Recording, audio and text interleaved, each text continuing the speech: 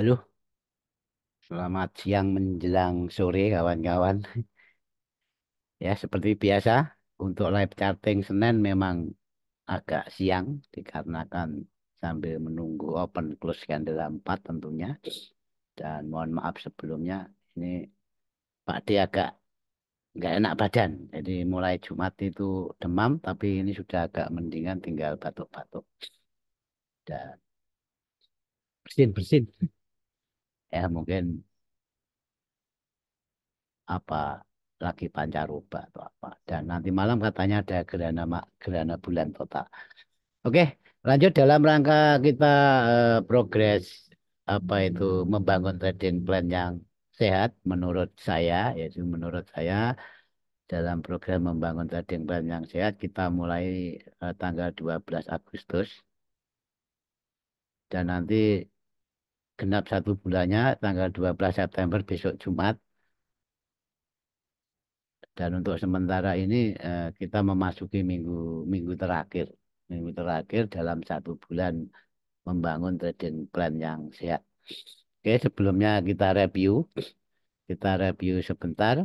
Kemarin terakhir Rabu ya, Rabu menjelang NFP kita ada 6 setup, jadi GU, UC, Euro JP, Euro JPY, GBP CAD, CAF JPY, CAD JPY, dan ternyata kena high impactnya NFP.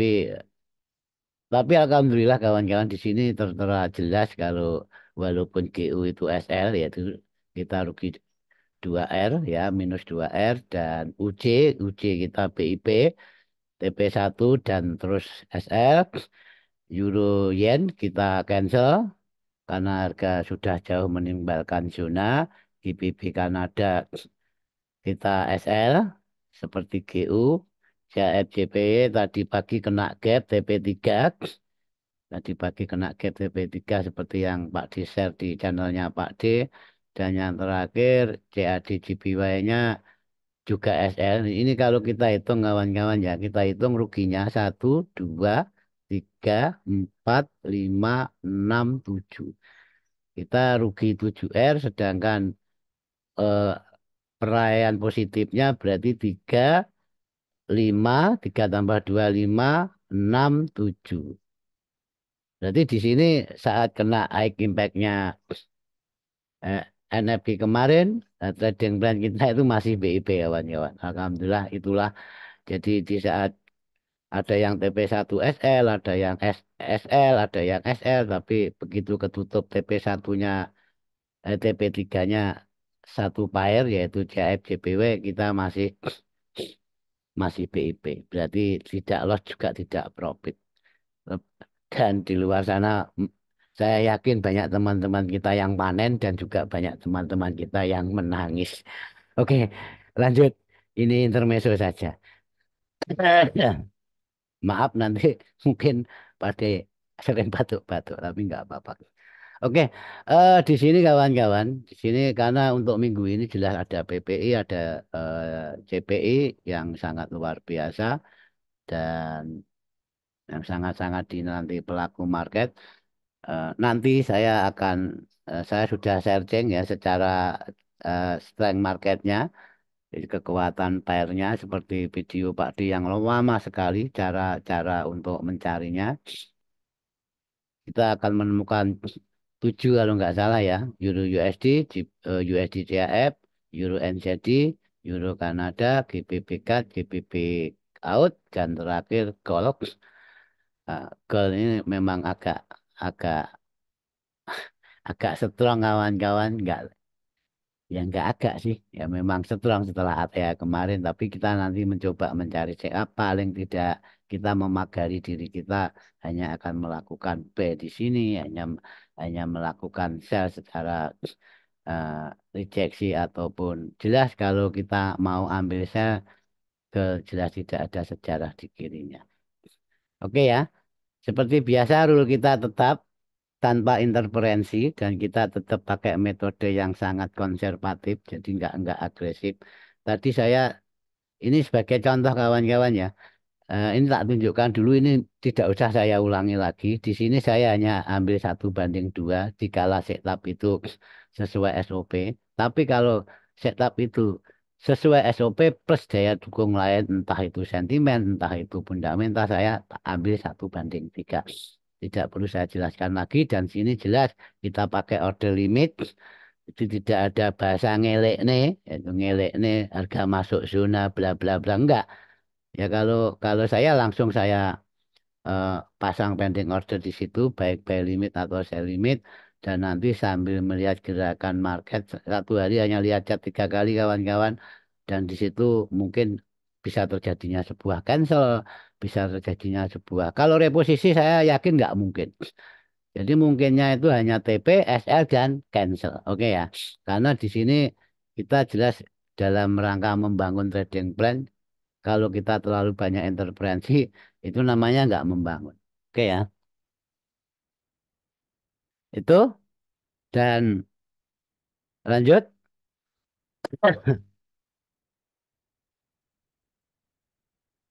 Nah,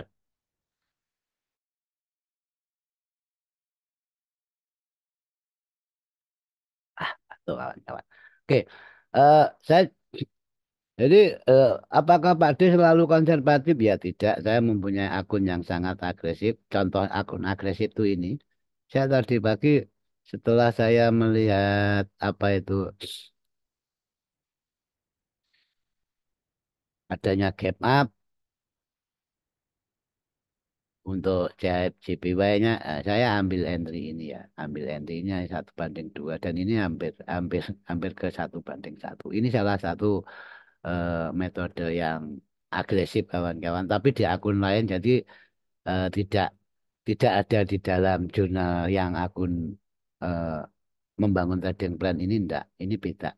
Oke ya, jadi kita ambil GU di sini dengan alasan jelas market itu sudah membuat higher high, di mana di sini ada break retrace lanjut sesuai SOP. Oke ya, kenapa ini masuk kategori agresif Pak D ya? Karena masuk kategori agresif dikarenakan jelas harga ini belum buat higher high dari skala ini secara clean ya, secara clean loh kawan-kawannya. Kalau ini sudah clean, ini akan menambah probabilitas. Oke, lanjut sekarang untuk yang live charting Senin ini pada tanggal 8. Di sini sengaja Pak dia ambil setup 4 kawan-kawan. Sengaja ambil setup 4 dikarenakan apa? Dikarenakan jelas kita ketemu lagi nanti Selasa. Kita ketemu lagi nanti Selasa, dan semoga nanti saat kita ketemu Selasa itu baik order ini sudah ada yang ke tracking, sudah ada yang SL, atau sudah ada yang TP, itu dalam suatu hal yang biasa di dalam trading. Jelas eh, kita akan pantau sama-sama untuk Selasa. Oke ya, di sini pertama Euro USD ya kawan-kawan. Ya dikarenakan nanti ada PPI, ada CPI dari US, dan di sini jelas memenuhi syarat SOP yang Pak diterapkan, harga sudah membuat higher high, dan kita akan tunggu di sini ya. Kita akan tunggu di sini, levelnya sesuaikan. Ini sangat jelas sekali levelnya ya. Ini nggak usah kasih label ya, kira-kira kalau ada rally bis rally di sini, untuk persisikan turunnya di TF bawahnya kan gitu, supaya kentaranya gimana. Oke ya, ini ada sebuah rally bis rally. Oke ya, itu untuk EU. Setelah kita akan pantau di situ sebentar kawan-kawan ya. Permakan sip. Ini saya akan tunggu di sini untuk melakukan back. Oke, dengan target cukup di sini saja. Sip. Maksimal di sini, tapi saya ambil hanya sekitar 80%.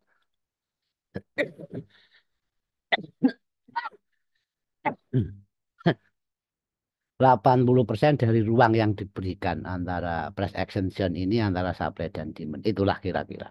Oke, yang kedua, USD CHF. Yang kedua, USD CHF. Kita ada setup yang sesuai dengan SOP ya, sesuai dengan SOP.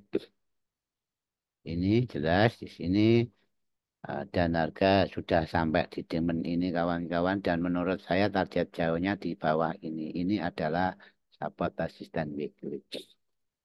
Ini support resisten weekly, dan bila diamond ini di broken tidak menutup kemungkinan harga akan melanjut ke bawah, apalagi didukung dengan berita yang kemarin NFP jelas eh, drop yang sangat luar biasa. Nanti kalau BPI dan CPI mendukung tidak menutup kemungkinan dolar akan jatuh lebih dalam, apalagi eh, probabilitas untuk red card itu sudah eh, tambah kawan-kawan, jadi nilai-nilai pollingnya sudah tambah. Oke, tapi ingat, karena kita ada ingin menjadi pedagang yang baik, kita hanya akan menunggu di harga terbaik. Saya akan tunggu, nanti berharap ini terjadi sebuah rejeksi, tapi ingat, karena di sini kita memakai metode follow trend, nggak counter trend, gitu ya. Ini saya akan target di sini. Cukup 80% dari zona yang diberikan. B nggak boleh Pak D. Ya boleh, monggo silakan sampean B. Tapi di sini jelas Pak D dalam metode konservatif ini jelas follow trend. Tidak melarang Anda untuk B di sini. Tapi bukan tanggung jawab kita, tanggung jawab masing-masing. Oke ya, ya lanjut. Ya ini dari segi bentuk disiplin kawan-kawan. Jadi bukan ada maksud apa-apa. Selama kita bisa mengaplikasikan sebuah metode itu dengan baik dan disiplin, disitulah paling tidak kita akan lebih baik dari sebelum. Euro Euro NZD ya, Euro NZD. Mana Euro NZD? Kok kamu hilang? Oke. Yes, di sini Euro NZD, dan kita mempunyai dua zona ini kawan-kawan ya.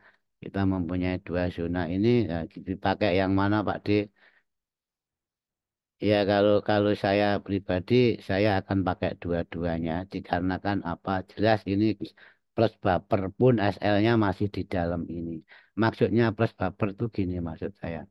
Misalkan kita ambil B di sini, eh, sisi ini 55 tak tambahi ya, tak tambahi pun misalkan SL-nya 65 pun masih di tengah ini, berarti dua label ini kita akan ambil semua. Ya, kita akan PO semua kawan-kawan ya. Semoga diberi rezeki.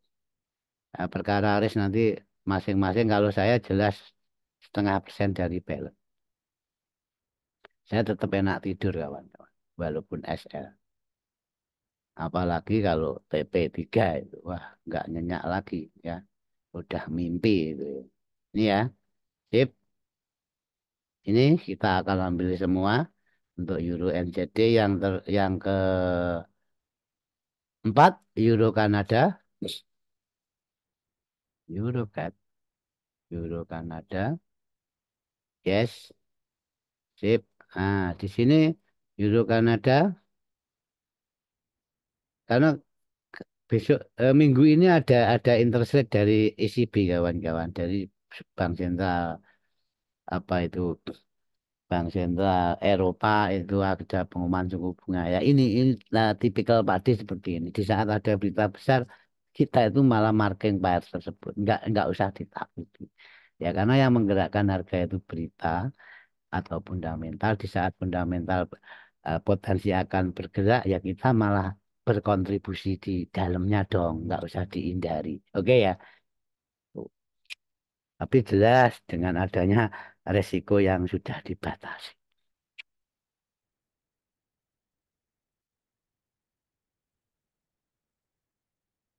Ini sakit tapi rokoknya masih. Eurocat, dan di sini kawan-kawan jelas price action zone atau area zonanya terpampang dengan jelas. Jadi saya juga akan ambil B di sini dengan 80% saja atau berapa ya set ini. Oke ya, itu kira-kira, dan untuk zonanya sampai ngerti lah di sini ya. Di sini atau anda persisikan atau di zoom zoom zoom zoom itu ya. Karena ini CP kawan-kawan, kita hanya ambil NCP-nya. Oke, lanjut GBP Kanada. Kita lihat monitor satunya kawan-kawan. GBP Kanada. Yes, GBP Kanada. Apakah ini sesuai SOP-nya sudah? Di sini jelas dia sudah membuat higher high. Tapi ingat kawan-kawan, khusus GBP CAD ini agak-agak low probabilitas, dikarenakan harga saat ke supply ini belum broken ya. Ini belum broken. Jadi mungkin ya, mungkin skenario yang saya inginkan itu ini ya. Ini naik dulu, merusak ini atau membuat high rate, baru ini turun kita bisa ke sana. Itu kira-kira ya skenario yang saya inginkan itu.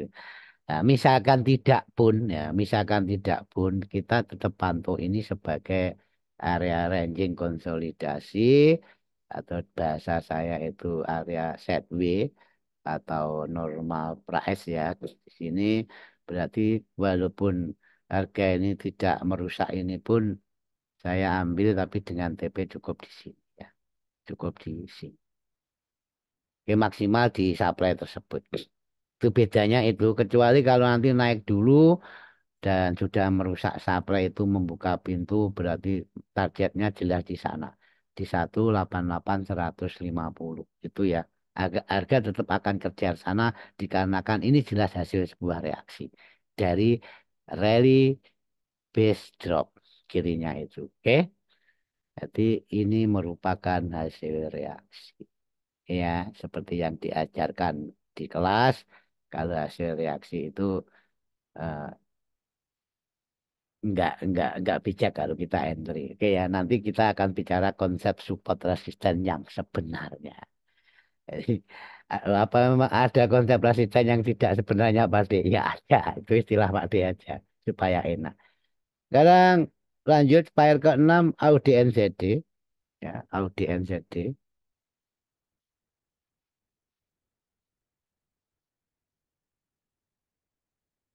Yes, Audi NZD kita stay di sini. Ingat, ini sudah 2 minggu kawan-kawan. Juga membuat Pak D nek juga. Nggak trigger-trigger.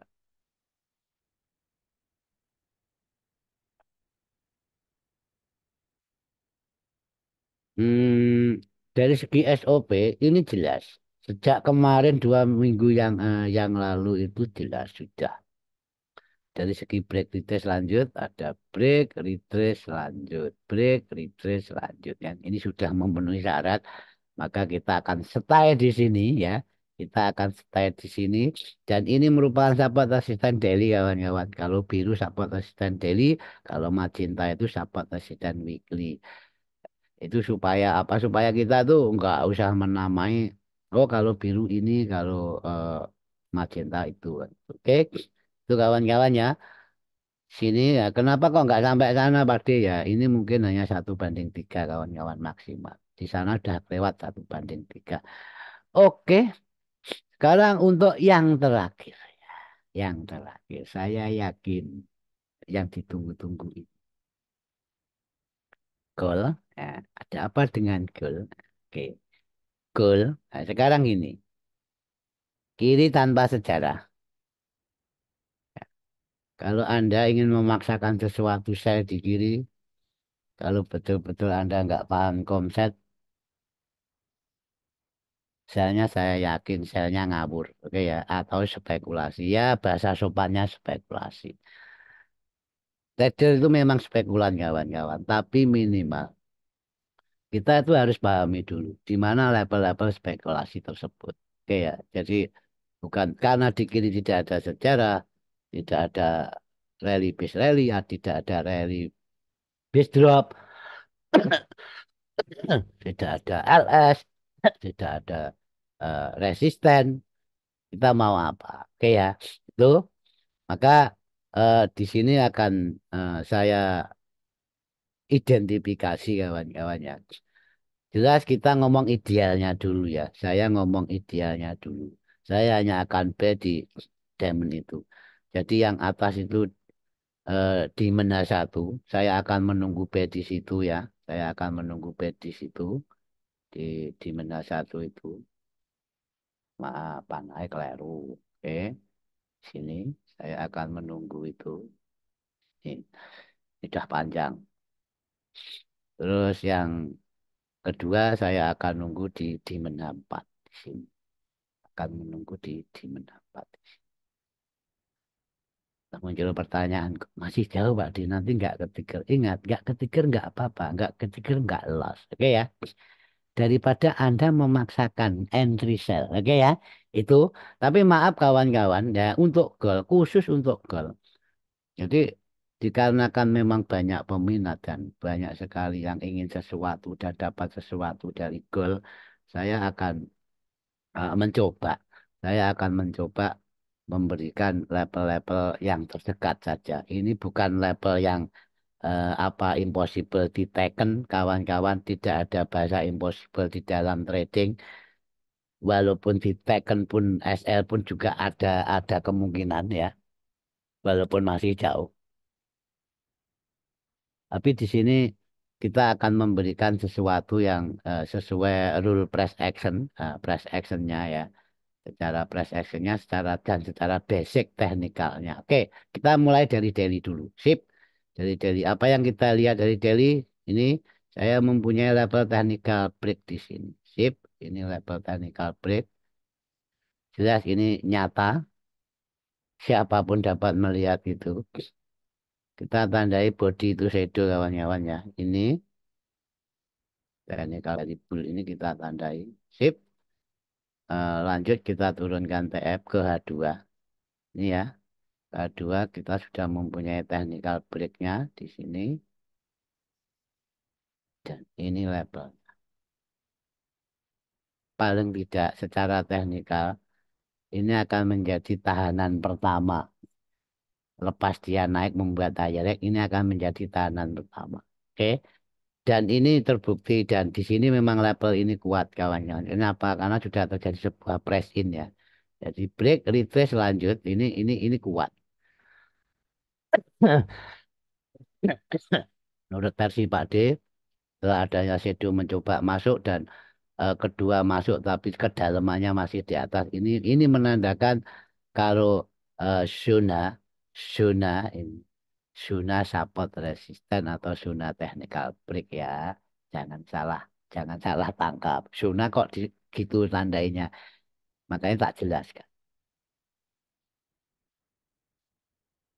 Jadi trading itu sangat subjektif kawan-kawannya. Sangat subjektif sebenarnya. Tapi kalau untuk memandang teknikal orang lain, teknik orang lain itu kita ya harus belajar objektif juga. Bukan berarti teknikal saya yang paling benar, analisa saya yang paling benar ya tidak. Yang bisa membuktikan itu hanya jurnal kawan-kawan. Ya, oke.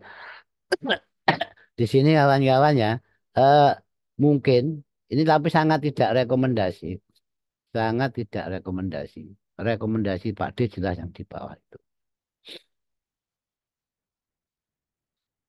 Ini ada demand, di mana ini ada CP dan ini sudah momentum break membuat higher leg. Di sini level pantau pertama itu di sini. Jelas kalau bicara kenaikan, ini target. Ini target secara ekstensi sudah kena.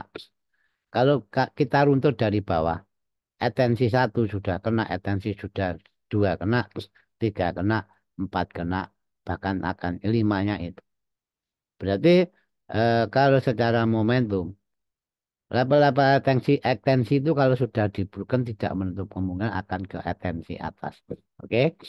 Jadi eh, lebih baik dan lebih bijak, walaupun SL pun ya. Karena jelas di sini kita tetap menganjurkan menaruh sebuah SL atau resiko yang dibatasi. Lebih bijaksana itu daripada kita entry tanpa SL. Kalau ngomong target ke atasan, ya. Kalau ngomong target ke atasan. Oke. Terus misalkan Pak D nanti nggak koreksi Pak D. Misalkan ini nggak koreksi. Terus nggak ke sana Pak D. Gimana ya? Ya karena memang kita mempunyai tool ya. Kita menciptakan tool Weibo yang diadjust dan kita beri nama Weibo Castle ini.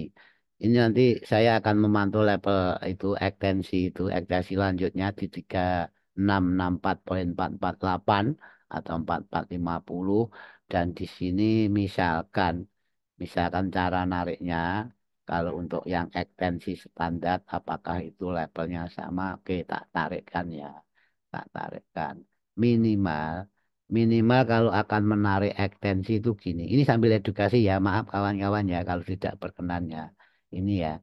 ini dari swing low ke swing high ini ya ini turunnya itu apakah sudah di level koreksi? Level koreksi. Ini bukan berarti menggurui loh ya. Ini hanya saya akan menunjukkan menarik sebuah ekstensi. Oke, di sini jelas penurunan kemarin itu di level 60%, 61,8% secara pipu.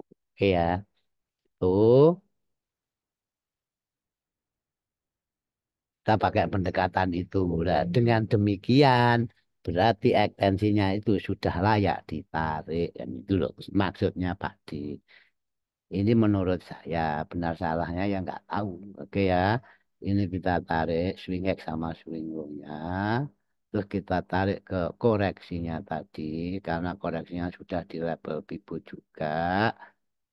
Oke. Sip. Kita lepas. Sip.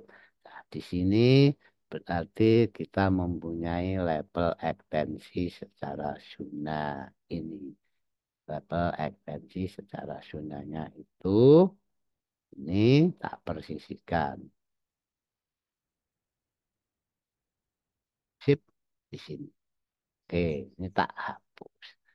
Atau lanjutnya atasnya ini 261, 361, 423, bla bla bla. Ya udah, itu masih jauh dan belum tercapai. Ini kawan-kawannya. Ini sangat tidak rekomendasi. Ini sangat tidak rekomendasi. Ini saya mengukur ini untuk target. Jadi ingat, saya mengukur itu untuk target, bukan untuk apa-apa. Jadi saya nanti berharap kalau dia turun ke sini, ya toh, konfirmasinya ini itu TP-nya di sono, maksimalnya itu di sini. Oke ya. Nah, terus kalau yang pengen sel pasti, ya pengen sel silahkan. Mau sel dimanapun boleh, wong harga sudah mahal kan gitu kan. Tuh, tapi kalau saya bukan rekomendasi, jadi kalau saya tetap kalau harga sudah masuk zona ini, otomatis di dalam zona ekstensi secara bibu tadi dan di sini ekstensi secara daily-nya, ini ekstensi daily yang 3664 ini ya. Jadi 3664 ini kita sudah mulai pantau reaksinya. Pantau reaksi ada double top, ada engulfing kita baru boleh sell. Itu loh maksudnya Pak D. Oke ya. Itulah kawan-kawan. Semoga berguna dan kita saling support sebagai media satu media belajar dan ketiganya ini memang dalam rangka progres kita untuk membangun sebuah trading plan yang sehat menurut Pak D. Oke, wassalamualaikum warahmatullahi wabarakatuh. Salam untuk keluarga.